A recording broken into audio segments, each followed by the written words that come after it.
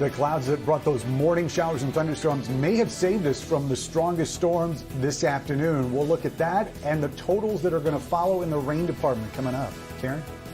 All right, Ben, also first at 4, a protest at the state capitol does not gather much steam and doesn't sway Governor Whitmer. You'll hear her response. Paula.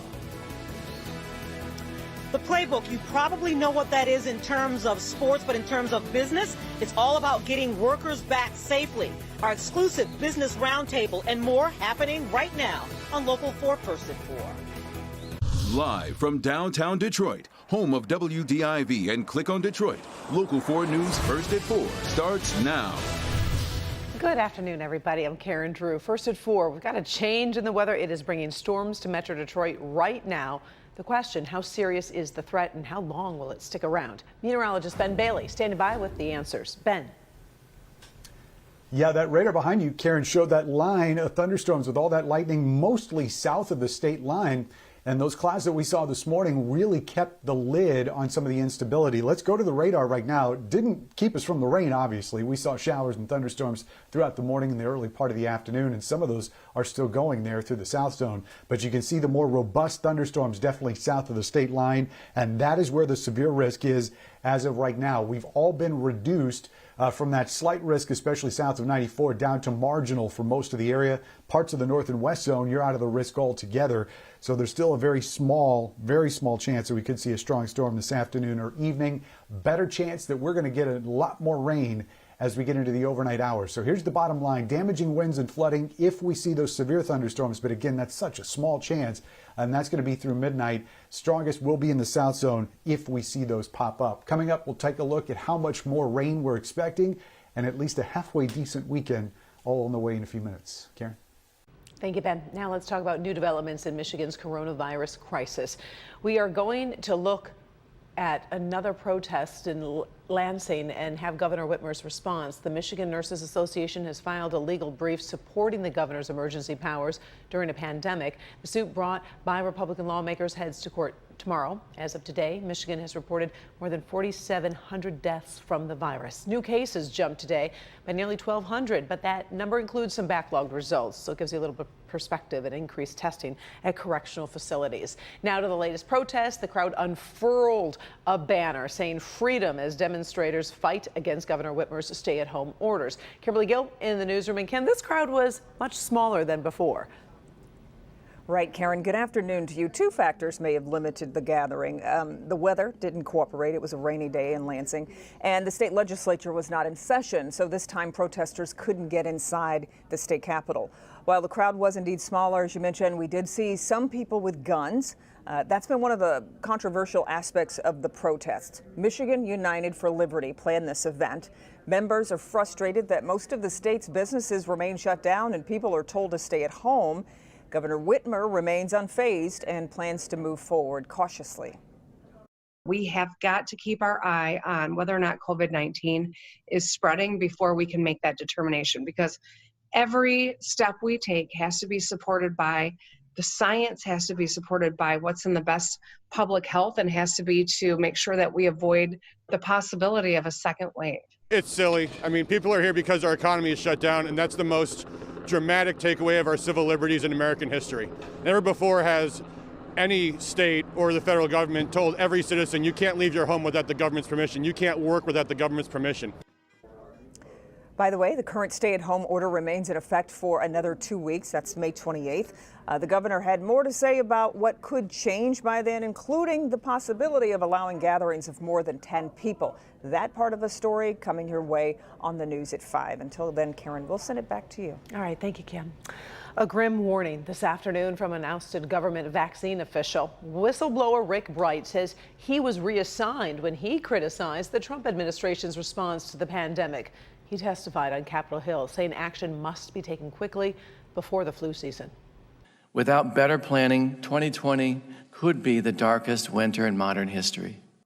Also, Bright was not optimistic we would have a vaccine in the next year and a half. My concern is if we rush too quickly and consider cutting out critical steps, we may not have a full assessment of the safety of that vaccine. So it's still going to take some time. I still think 12 to 18 months is an aggressive schedule, and I think it's going to take longer than that to do so.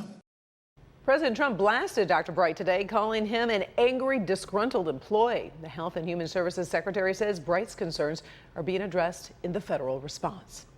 When we take a look at the unemployment numbers, we should remember they represent moms, dads, brothers, sisters, your friends, all feeling this economic pain. Nearly 3 million more Americans applied for benefits last week. That's more than 36 million in the 2 months since this crisis began. In Michigan, more than 47,000 people made it into the system. That number is smaller than previous weeks. Let's check the Dow Jones average. As the markets close on your Thursday, it has been an up and down day as investors try to figure out how quick the economy can recover. You see, the Dow did end up 377 points. Some good news on the financial front. One bright spot in Michigan's economy, the manufacturing sector just reopened this week. The auto industry will follow next Monday. Companies have been warned to keep employees safe. Our Paula Tutman put together a roundtable of manufacturing leaders to discuss how they're trying to meet that goal. For whomever said there's no such thing as a new idea, they didn't know COVID-19 was coming.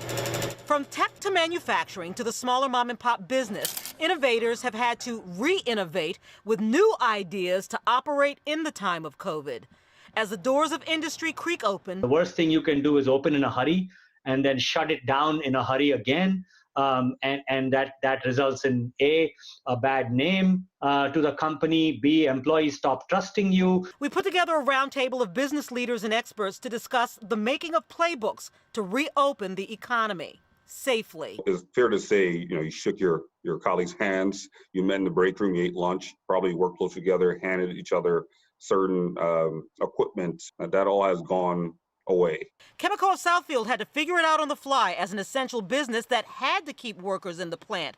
And thus far, knock wood, there has not been a single COVID case on the plant floor. A lot of protocols put in place, temperature readers to ensure no fever, obviously adhering to the social distancing policies even within our facilities, as well as constantly cleaning and disinfecting. This is a glimpse into what companies planning to reopen are grappling with. A labyrinth of legal, technical, physical, and financial facets to create safer workspaces. What we're experiencing now is a decisive moment in history when people and organizations are revealing who they really are and what core values they do and do not have. The science of COVID is science. Getting the economy moving safely is more of an art, using science as the backdrop. Lori Rush Lancaster of the Rush Group comes from a nursing background. In the plants, there's a lot of close work proximity to each other as we assemble parts, and sometimes we can't maintain that social distancing. So we had to look at other ways to mitigate that, face shields, partitions where we could. A lot of plexiglass was used. You have to think about things like cafeterias and bathrooms. What are you going to do at break time? How are you going to socially distance people? A lot of work has been done to remove chairs so people, won't be encouraged to sit next to each other, but there definitely will be a new norm. It's going to be hard. The companies that people left that they come back to are going to be different. Their work process is different. Plan, look before you leap, do something called as a hazard assessment, get into your virtual conference rooms and simulate the day in the life of a worker. You can see all of this work that these business owners have been doing really since they shut down. And it has a great deal of cost associated to it as well, Karen, as you can imagine. But here's the other piece, and that is it's not just up to employers anymore. It's going to be up to employees as well. And that changes the entire dynamic of the workspace. And we're actually going to tackle that with our roundtable at 5:30. I'll look forward to that because you are right. The employees have to take a little bit of responsibility in terms of their workstation, keeping that clean and also interacting with others. It's a whole new world. Thank you, Paula. In almost everything we do, it's becoming clear that many activities we wouldn't have given a second thought before now pose a risk with COVID-19. Dr. Frank McGeorge is here with a new report from the CDC on an event involving a so-called super spreader that shows just how different things may need to be. There's no exact definition of a super spreader, but the general idea is that it's a patient or an event that may transmit infection to a larger group of individuals well beyond the usual number. Now, in this report, it was one infected person singing in a choir, and although mask use, social distancing, and hand washing have become norms, I want to highlight this specific activity to really emphasize the need for precautions. On March 10th, a single infected individual participated in a 2.5-hour choir practice with 60 other people. At the time, special social distancing precautions were not in place and no one was wearing masks. From the contact tracing investigation, the health department was able to estimate that 52 people developed COVID-19 from one person. That's an attack rate of 53% among confirmed cases and 87% among all cases. 3 people were hospitalized, including the index patient, and 2 people died. Now, ultimately, although there were many possible routes of transmission, the CDC pointed out that the spread of infected aerosols is correlated with how loud a person is speaking or singing. Also, certain people do release significantly more virus than others. They're referred to as super emitters, who are thought to contribute even more to super spreading events. It's just another reason to continue social distancing and precautions. Back to you. All right, some frightening numbers there. Thank you, Doc. Still ahead here, first at 4, another chapter in the corruption scandal at the UAW, what happened in court, and the union's response. Also, the shooting of Ahmaud Arbery has shocked the nation. Today, a defense attorney has a message for the public about one of the men charged. Later, some of you have been asking, where's the beef? Well, now one comes.